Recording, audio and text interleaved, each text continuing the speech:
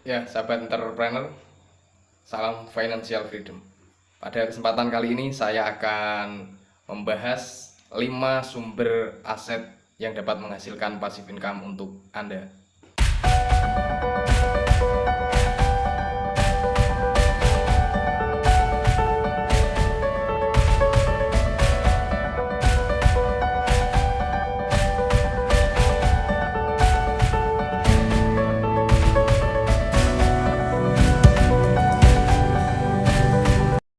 Tapi sebelum kita membahas terkait dengan passive income, akan saya ulas terlebih dahulu.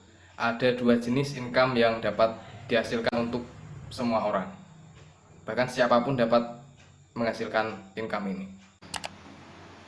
Yang pertama ada active income yang dapat kita peroleh dengan cara menukarkan waktu kita, tenaga kita, pikiran kita untuk memperoleh penghasilan tersebut. Dan yang kedua ada passive income. Passive income dapat kita peroleh walaupun dengan adanya kita ataupun tidak adanya kita, sumber penghasilan tersebut akan tetap menghasilkan untuk kita.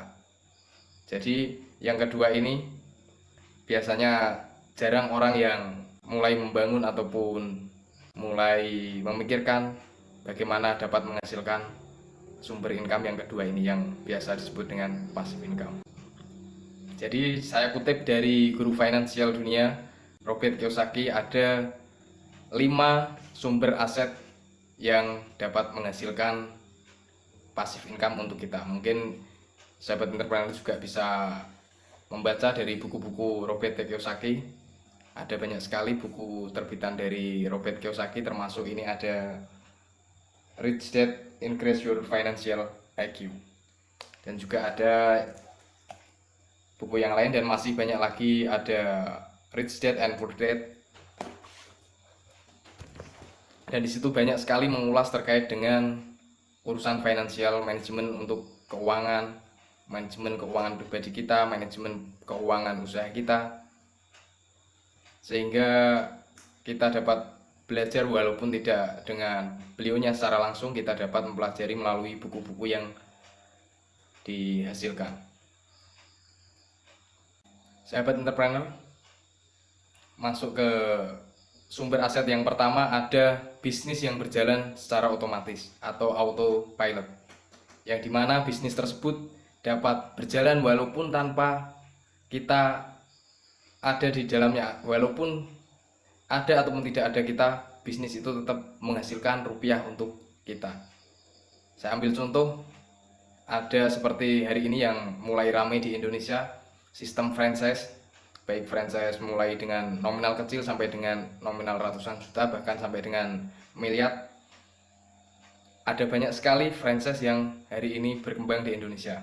Bisa saya ambil contoh franchise untuk di bidang kuliner, ada KFC, ada McD, ada beberapa lagi franchise yang hari ini berkembang di Indonesia. Dan juga ada Indomaret, Alfamart. Adapun di bidang kesehatan ada, di bidang apotek ada K24, dan masih banyak lagi franchise yang dapat menghasilkan passive income untuk Anda semua.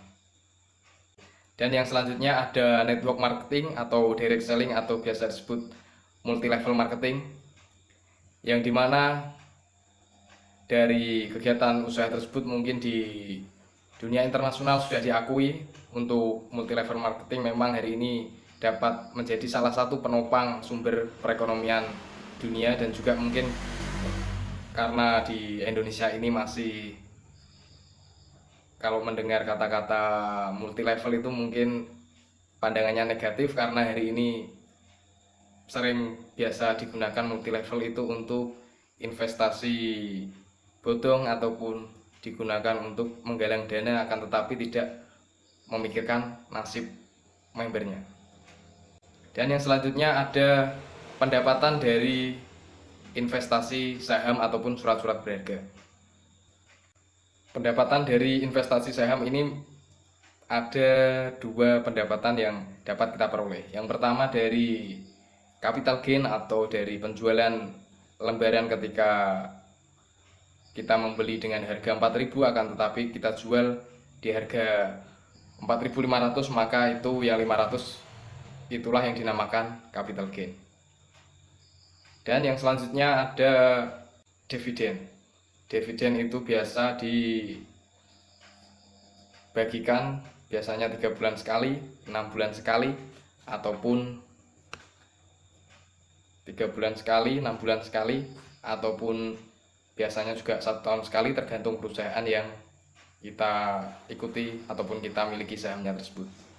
Jadi mungkin seperti contoh kita membeli saham di salah satu perusahaan, bisa kita ambil contoh di Gudang Garam ataupun saham Telkom yang biasanya membagikan dividen ataupun bagi hasil untuk para pemegang sahamnya, biasa ada 1 tahun sekali ataupun 6 bulan sekali.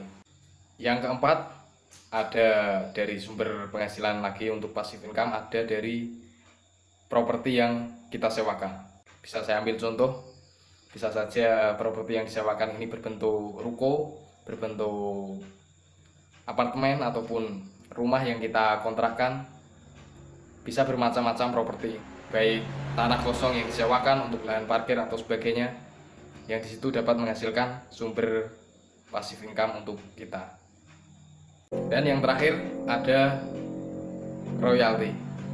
Ini biasanya dimiliki oleh para seniman ataupun mereka yang memiliki hak cipta atau penerbit, penulis buku, yang dimana setiap kali produknya ataupun karyanya ini